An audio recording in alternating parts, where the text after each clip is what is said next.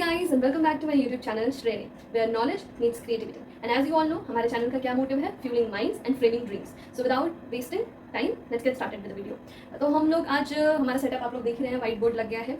तो हम लोग बिजनेस स्टडीज़ का फर्स्ट चैप्टर कंटिन्यू करने वाले हैं। हमने लास्ट वीडियो में जो पार्ट 1 था उसमें हमने एफिशिएंसी और इफेक्टिवनेस के बारे में थोड़ा बहुत जाना था, मतलब वहाँ तक हमने कवर कर लिया था। तो आज इस वीडियो में हम लोग पहले उसको थोड़ा बहुत रिवाइज करेंगे और फिर उसके बाद हम लोग आगे वीडियो में बढ़ेंगे, जिसमें हम लोग कैरेक्टरिस्टिक्स, सिग्निफिकेंस जितना भी कवर हो पाए इस वीडियो में हम लोग पूरी कोशिश करेंगे उसको कवर करने की। बट चैप्टर को स्टार्ट करने से पहले हम लोग सबसे पहले स्टार्ट करते हैं हमारा दिन तो खैर स्टार्ट हो चुका है। हमारा जो पढ़ने का एक वो है शेड्यूल जो भी है, वो हम लोग एक थॉट ऑफ द डे से स्टार्ट करेंगे। So the thought of the day is the beautiful thing about learning is that no one can take it away from you. तो ये कितना खूबसूरत लिखा है कि जो आप चीज़ लर्न कर रहे हो, जो चीज़ आप सीख रहे हो, उसकी यही खूबसूरती है कि वो कोई आपसे छीन नहीं सकता। कोई आपसे आपकी प्रॉपर्टी छीन सकता है, आपकी दौलत जो भी है, आपके एसेट्स, वो सारी चीज़ें आपसे छीन सकती हैं। बट जो आपकी नॉलेज है वो कोई आपसे नहीं छीन सकता। अब अभी आप हार्ड वर्क कर रहे हो, अभी आप नॉलेज गेन कर रहे हो, आप जिस भी फील्ड से हो, स्ट्रीम से हो, साइंस स्ट्रीम या आर्ट्स या कॉमर्स, जहाँ से भी आप नॉलेज ले रहे हो, राइट। आगे चल के ग्रेजुएशन में भी आप उसको और अच्छा करोगे, आप उसमें और अपने आप को इम्प्रूव करोगे। तो अगर आप अभी मेहनत करोगे, अभी चीज़ों को सीखोगे, अभी नॉलेज करोगे, तो आगे चल के इन केस मान लो कि आपने अपना एक बिजनेस सेटअप किया,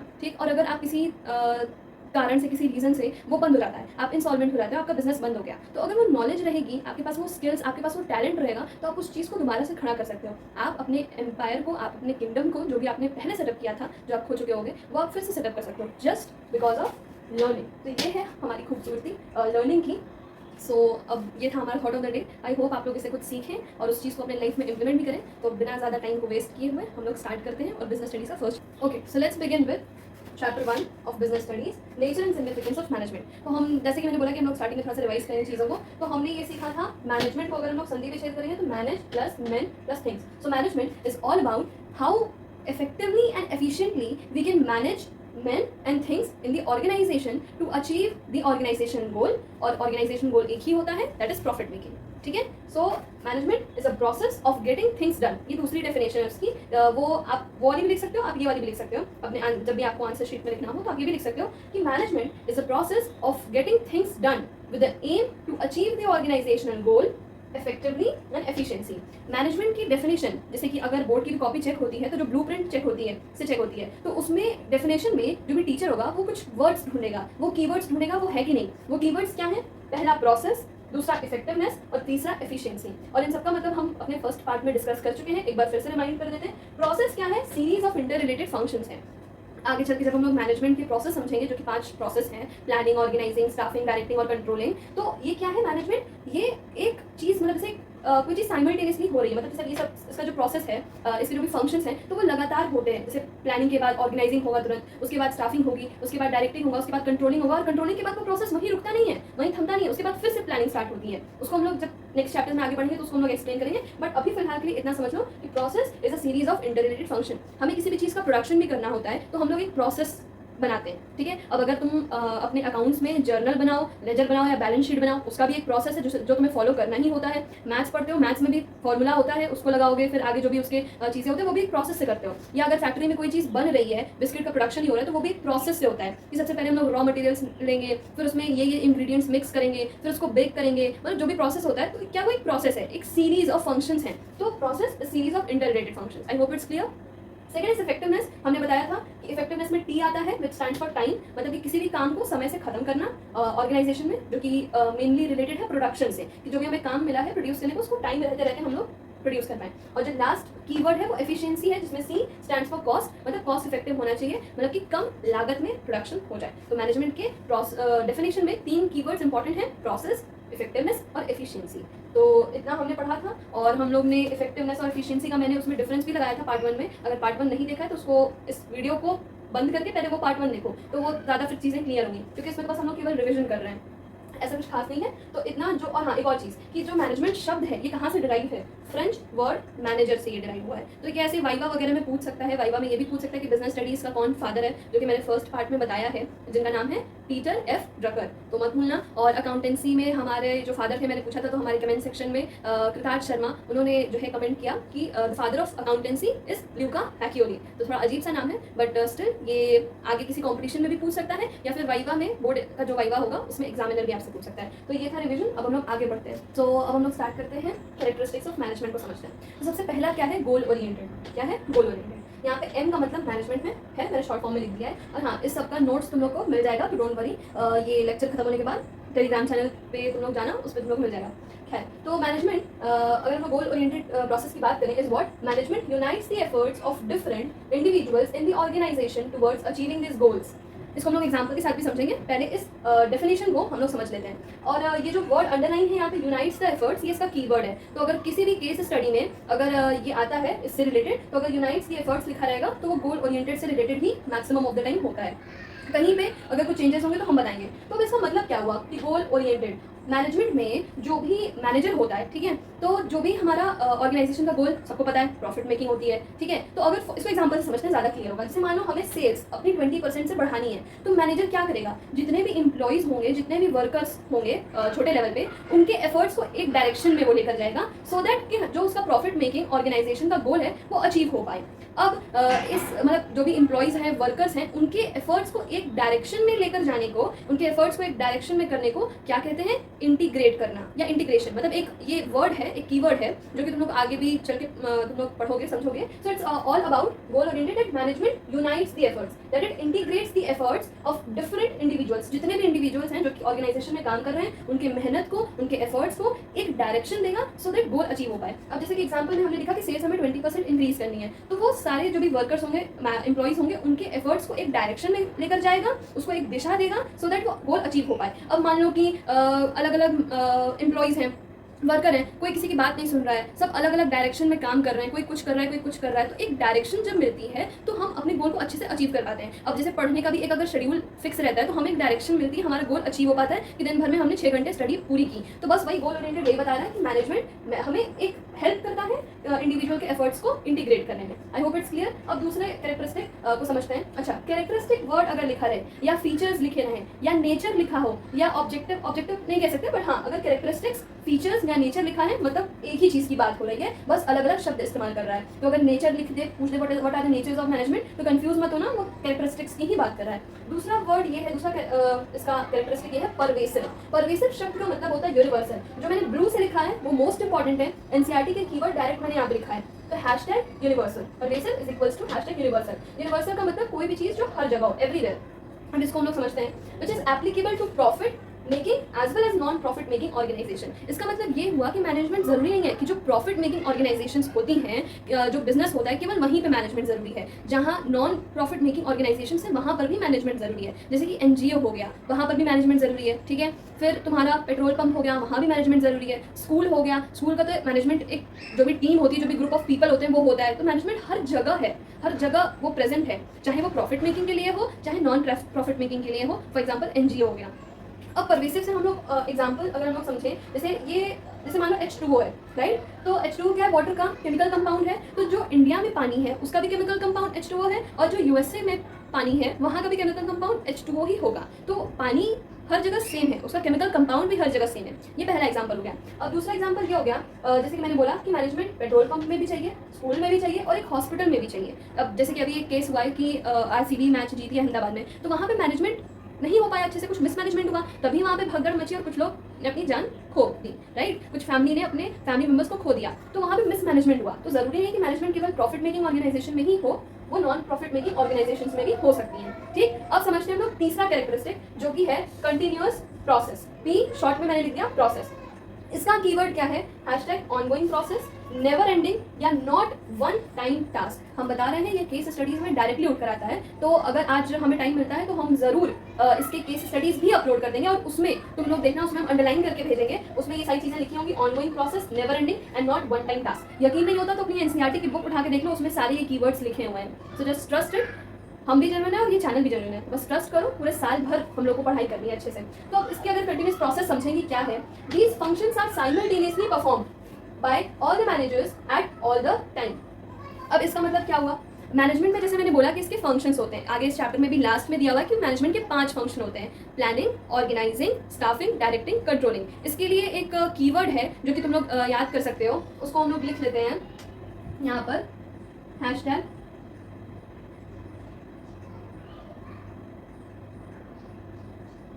POSDC, so as I said यहाँ पे POS DC, POS DC भी कर सकते हो या POTS को भी कर सकते हो। यहाँ पे एक O एक्स्ट्रा है, सबका मतलब एक ही हो रहा है, याद करेंगे planning, organising, staffing, directing, controlling. इसमें भी सेम है, planning, organising, directing, staffing, controlling, बस ये ओ ऐसे एक मीनिंग आना चाहिए, जैसे POTS को हो गया, ये भी कर सकते हो, या POS DC भी याद कर सकते हो फंक्शंस याद करने के लिए मैनेजमेंट के। तो यहाँ पे क्या था कि कंटिन्यूस प्रोसेस की हम लोग बात करते हैं कि क्यों हम लोग मैनेजमेंट को कंटिन्यूस प्रोसेस कहते हैं। अब ये सारे जो फंक्शंस हैं वो मैनेजर्स को लगातार एक ऑर्गेनाइजेशन में करना होता है हर टाइम। फॉर एग्जाम्पल स्कूल में जब न्यू अकेडमिक सेशन स्टार्ट होता है तुम लोग का, तो देखो जैसे मेरे टाइम पे जब हम क्लास 12 में थे तो उसमें क्या था, जब नया अकेडमिक सेशन स्टार्ट हुआ तो वहाँ पर भी प्लानिंग हुई होगी, सारे टीचर्स ने प्लानिंग की होगी कि अच्छा ये इतना सिलेबस है, इतने चैप्टर्स हैं, इतने मंथ्स हैं हमारे पास। ये प्लानिंग हुई कि कौन से मंथ में कौन सा यूनिट टेस्ट होगा, कौन से मंथ में हाफ ईयरली होगी, कौन से मंथ में इन लोग का प्रैक्टिकल बोर्ड का होगा, या कोई भी कोई इवेंट ही ऑर्गेनाइज स्कूल में करना है तो किस टाइम पे होगा।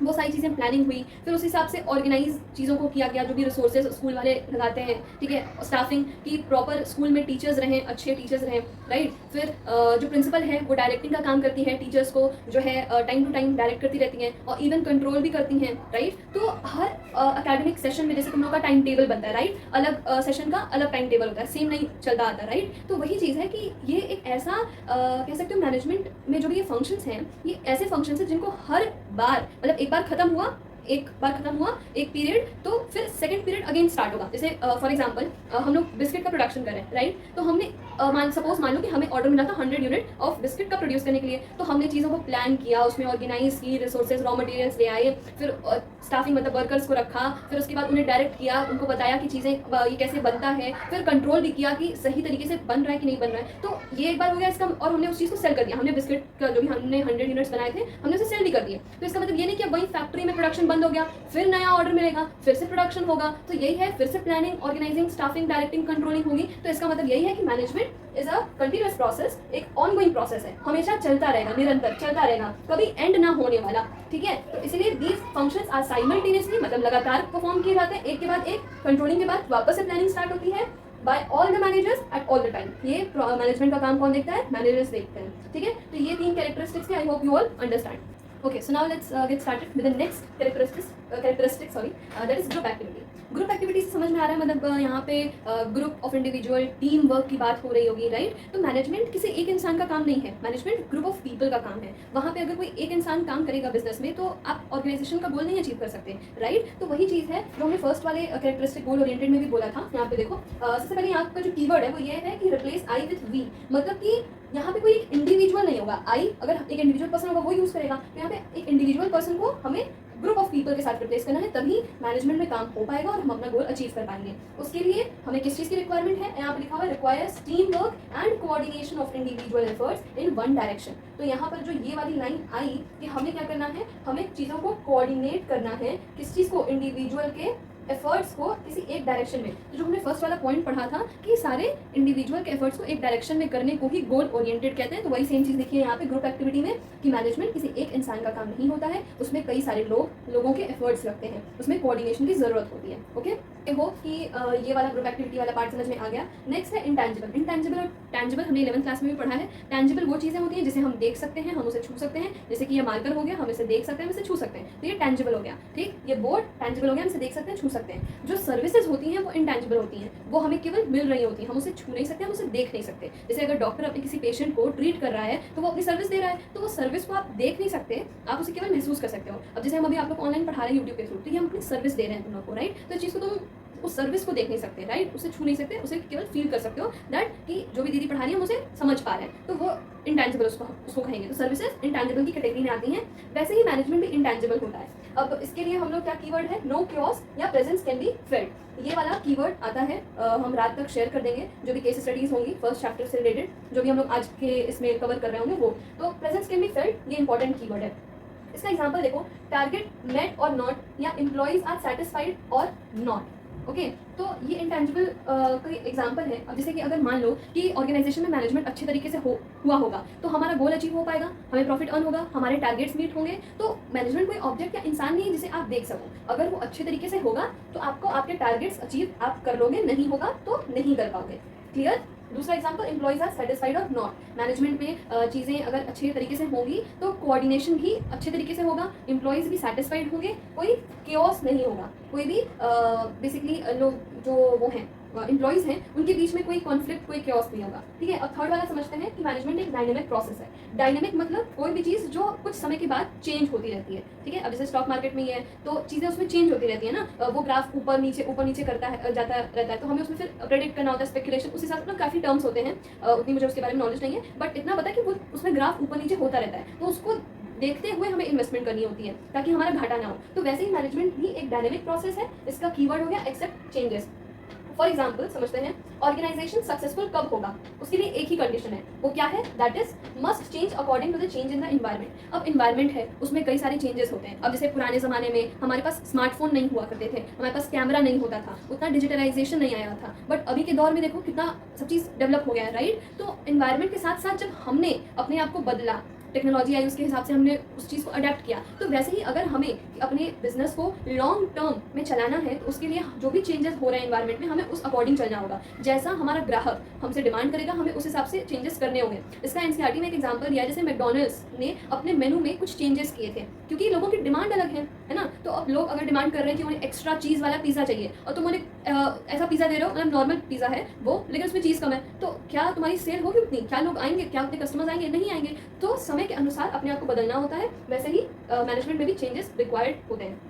लास्ट पॉइंट, इसका लास्ट फीचर क्या है, मल्टी डायमेंशनल है। इसमें बेसिकली तीन चीज़ें आती हैं, तीन पॉइंट्स आती हैं मल्टी डायमेंशनल में, management of work, management of people and management of operation. ठीक है, अब इसको हम लोग देखते हैं। यहाँ पे बेसिकली हम लोग काम को मैनेज करते हैं, कैसे, उसको छोटे छोटे टुकड़ों में डिवाइड करना, फिर उसे लोगों के काबिलियत के अनुसार उसे बांटना ताकि हमारा गोल अच्छे तरीके से अचीव हो पाए, राइट। अब इसमें मेनली अगर हम लोग प्रोसेस जो फंक्शंस है मैनेजमेंट के उसको क्लासीफाई करें तो प्लानिंग, ऑर्गेनाइजिंग और कंट्रोलिंग मैनेजमेंट ऑफ वर्क के अंदर आता है, और स्टाफिंग और डायरेक्टिंग मैनेजमेंट ऑफ पीपल के अंदर आता है। यहाँ पे हमें लोगों को मैनेज करना होता है, और जो वो होते हैं मैनेजर्स होते हैं, एम्प्लॉयज होते हैं, वो क्या होते हैं, वो ह्यूमन रिसोर्सेज हैं किसी भी ऑर्गेनाइजेशन की, राइट। तो human resources are what, they are the asset of any organisation. तो यहाँ पे हम लोग मैनेजमेंट ऑफ पीपल यानी कि मैनेजमेंट ह्यूमन रिसोर्सेज को कितने अच्छे तरीके से मैनेज करते हैं वो सीखते हैं। लास्ट वाला है ऑपरेशन वाला, जिसमें कि ये दोनों पॉइंट आ जाते हैं, वर्क भी आ जाता है, पीपल भी आ जाता है। It is all about that all activities of operating cycle से रिलेटेड है,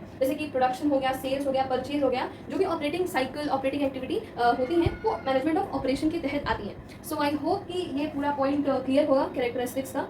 आई ट्राइड माई बेस्ट, और कमेंट सेक्शन में आप लोग कमेंट करके बताइएगा, अगर कोई डाउट होगा तो हम वो क्लियर करेंगे, और अगर कुछ चीज़ें नहीं समझ में आई या कहीं हमें इंप्रूव करने की ज़रूरत है तो वो कमेंट सेक्शन में कमेंट करके ज़रूर बताना। ओके, सो अगर हम लोग सिग्निफिकेंस या इंपॉर्टेंस की बात करते हैं मैनेजमेंट की, तो ये केस स्टडी में कैसे पूछा जाता है, मतलब कैसे पता चलेगा कि यहाँ पे इंपॉर्टेंस ऑफ मैनेजमेंट पूछा है। अगर उस केस स्टडी में ये लाइन लिखी हो, मतलब 100% श्योर है हम कि वो पक्का सिग्निफिकेंस ऑफ मैनेजमेंट या इंपॉर्टेंस ऑफ मैनेजमेंट की ही बात कर रहा है। वो लाइन क्या है उसको ध्यान से नोट डाउन कर लेना, क्योंकि बहुत ज़्यादा इंपॉर्टेंट है, ठीक है, और ये तुम्हारे पेपर में ज़रूर आएगी। अगर सिग्निफिकेंस इंपॉर्टेंस वाले से क्वेश्चन आएगा तो डेफिनेटली ये लाइन आएगी उसमें, दैट सक्सेसफुल ऑर्गेनाइजेशन, ये जो ORG है ये ऑर्गेनाइजेशन का शॉर्ट फॉर्म है, okay. So successful organisation do not achieve their goals by chance but by following a deliberate process called management. तो अगर पूछेगा कि कौन सा वो डेलिब्रेट प्रोसेस है, मतलब ये फिल इन द ब्लैंक्स में भी पूछ सकते हैं कि कौन सा वो डेलिब्रेट प्रोसेस है, तो क्या लिखोगे, मैनेजमेंट। या अगर ये लाइन कहीं मेंशन की गई होगी, मतलब किस चीज़ की बात हो रही है, सिग्निफिकेंस या इंपॉर्टेंस ऑफ मैनेजमेंट, इन दोनों वर्ड्स का मतलब एक ही होता है, ठीक है। अब आगे समझते हैं इसके क्या क्या इंपॉर्टेंसेस हैं। ओके, सो नाउ अब सिग्निफिकेंस इंपॉर्टेंस यहाँ पे 5 दिया हुआ है, इसको समझते हैं। सबसे पहला वाला क्या है कि management helps in achieving the group goals. अब ग्रुप गोल्स की बात करो, ऑर्गेनाइजेशन के गोल की बात करो, वो एक ही होता है, जो कि प्रॉफिट मैक्सिमाइजेशन ऑर्गेनाइजेशन का हमारा गोल होता है। और मैनेजमेंट इसलिए इंपॉर्टेंट है क्योंकि हमें वो हेल्प करता है, वो एक साधन बनता है हमें अपना गोल अचीव करने के लिए, ठीक। और वो कैसे बनता है, ये हमने फर्स्ट पॉइंट में नेचर में पढ़ा था, राइट, कि इट क्या करता है, वो इंडिविजुअल के जो भी एफर्ट्स हैं उसको एक डायरेक्शन देता है। तो सेम चीज़ यहाँ पे भी लिखी हुई है कि मैनेजमेंट इंडिविजुअल के एफर्ट्स को जो है डायरेक्ट करता है, ग्रुप एफर्ट्स को डायरेक्ट करता है, एक डायरेक्शन देता है, so that achievement of the predetermined goals can take place, right. तो मैनेजमेंट हमें अपना गोल, ग्रुप गोल अचीव करने में हेल्प करता है, how, bye directing the efforts, okay. I hope this is understood by you all, okay. Now moving on to the second, that it increases efficiency. Management efficiency बढ़ाता है, कैसे? Efficiency किसी भी चीज़ की कब बढ़ेगी, ऑर्गेनाइजेशन में जब optimum utilisation of resources by coordinating all the activities, जो भी ऑर्गेनाइजेशन में एक्टिविटीज हो रही हैं उसको प्रॉपर तरीके से कोऑर्डिनेट करना, ताकि जितने भी रिसोर्सेज हैं, जो भी रॉ मटेरियल्स हैं, जो भी मशीनरी है, एसेट्स हैं, उनका प्रॉपर, उनका ऑप्टिमाइज हो सके, हम लोग उसको यूटिलाइज कर सकें अच्छे तरीके से 100%। अब जैसे कि इसका एग्जांपल लेते हैं, अभी गर्मी है, ठीक, हम लोग क्या करते हैं कि गर्मी में बाहर निकलते हैं तो जैसे मौसम्बी का जूस पीते हैं, जिसमें एक वो था ना नीम की जूस पिला दो मौसम्बी का, खैर जोक्स अपार्ट, जो गन्ने का जूस होता है तो उसमें वो जो मशीन होती है जिसमें वो अंकल लोग गन्ने को डालते हैं ताकि उसका जूस निकल पाए, तो उसमें क्या होता है, वो लोग उसको तब तक उस मशीन में डालते हैं, शुगर केन को, गन्ने को तब तक उस मशीन में डालते हैं जब तक उसमें से एक एक बूंद उसका रस या उसका जूस ना निकल जाए तब तक। तो इसका मतलब क्या हुआ, वो उसका ऑप्टिमम यूटिलाइज कर रहे हैं एकदम आखिरी तक। अब जैसे हम लोग अपने घर में भी हम लोग जो भी टूथपेस्ट यूज़ करते हैं, ठीक, वो खत्म भी हो जाता है, फिर भी हम लोग उसको कैंची से काट के बेलन से दबा दबा कर उसको एकदम आखिरी बूंद तक टूथपेस्ट का ना निकल जाए तब तक इस्तेमाल करते हैं हम लोग उसको। तो ये होता है ऑप्टिमम यूटिलाइजेशन ऑफ रिसोर्सेज। तो इंडिया में ये सबसे अच्छे से हर चीज़ का इस्तेमाल होता है। थर्ड पॉइंट ये है, सो आई होप कि ये दोनों पॉइंट क्लियर हो गया होगा इंपॉर्टेंस का, ठीक है। कोई भी डाउट हो कमेंट सेक्शन में पूछ सकते हो। थर्ड इंपॉर्टेंस क्या है मैनेजमेंट का, इट क्रिएट्स डायनेमिक ऑर्गेनाइजेशन। तो हमने फीचर्स में भी ये चीज़ पढ़ी थी कि मैनेजमेंट का एक फीचर क्या है कि वो डायनेमिक नेचर का है, तो वो ऑर्गेनाइजेशन में भी एक डायनेमिक इन्वायरमेंट बनाता है। मतलब जो मैनेजर होता है वो उनको ऐसे टास्क देता है ताकि एम्प्लॉइज़ को, वर्कर्स को अपने कंफर्ट जोन से निकल के काम करना हो, ठीक है। क्योंकि अगर समय रहते जो भी बदलाव हो रहे हैं उसके हिसाब से ऑर्गेनाइजेशन में चेंजेस नहीं होंगे तो एक इंसान को उस चीज़ की आदत हो जाती है, वो अपने कंफर्ट जोन में चला जाता है। तो वैसे ही है, तो मैनेजर क्या करता है, वो पुश करता है, प्रेशर क्रिएट करता है एम्प्लॉइज़ के ऊपर, वर्कर्स के ऊपर काम को लेकर, तो वो चेंजेस आते हैं, ठीक है। अलग अलग तरीके से कोशिश करेगा ताकि एम्प्लॉई, वर्कर अपने कंफर्ट जोन से बाहर निकले। Management helps people to adapt changes so that organisation can maintain its competitive edge. मतलब कि वो जैसे कार भी कितने अब नई तरीके के आ गए, राइट, तो उसमें नए नए फीचर्स नहीं डालोगे तो क्या वो इस ज़माने में अभी चलेगी? नहीं चलेगी। 2025 में 1947 या 90s के दौर की कार नहीं चलेंगी, ठीक है। तो ये है कि it creates dynamic organisation, organisation में चेंज आएगा तो वो ऑर्गेनाइजेशन अपना कॉम्पिटिटिव एज भी मेंटेन कर पाएगा, ठीक है। अब हम लोग थर्ड पॉइंट पे चलते हैं, सॉरी फोर्थ पॉइंट देखते हैं इंपॉर्टेंस का। It helps to achieve personal objective. वो कैसे होता है? It motivates and leads the human resources.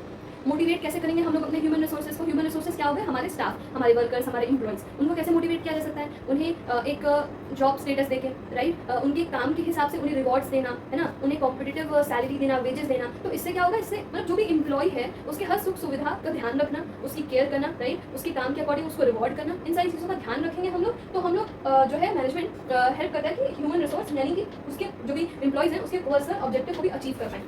और जो लास्ट सिग्निफिकेंस है वो है helps in development of the society. वो कैसे? मैनेजमेंट का ये इंपॉर्टेंस, मैनेजमेंट क्यों इतना इंपॉर्टेंट है? क्योंकि it helps in improving the standard of living by providing the quality goods and services. क्योंकि सोसाइटी से आप जब रॉ मटेरियल्स लेते हो तो किसी भी बिजनेस का ये अगर हिंदी शब्द इस्तेमाल करें तो ये कर्तव्य, ये एक धर्म बनता है, और अगर इंग्लिश वर्ड यूज़ करें तो ये ऑब्लिगेशन होती है किसी भी बिजनेस की, किसी भी कंपनी की, कि अगर वो सोसाइटी से कुछ ले रहा है तो उसको लॉन्ग टर्म सर्वाइवल के लिए सोसाइटी को कुछ देना भी होगा। और वो सोसाइटी को क्या देगा? ऐसा तो देगा नहीं, goods and services he provide करेगा। तो उसका ये ऑब्लिगेशन होता है कि एटलीस्ट अगर मैं रिसोर्सेज ले रहा हूँ सोसाइटी से तो उसे मैं जो गुड्स एंड सर्विसेज प्रोवाइड करूँ वो अच्छे क्वालिटी के होंगे, तभी लॉन्ग टर्म में वो बिजनेस रन हो पाएगा। तो यही लास्ट वाला इंपॉर्टेंस था मैनेजमेंट का। This is all for today.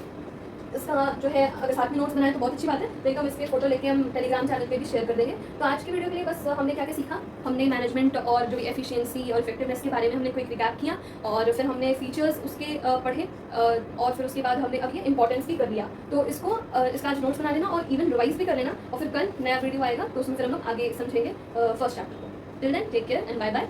Thanks for watching. जय हिंद।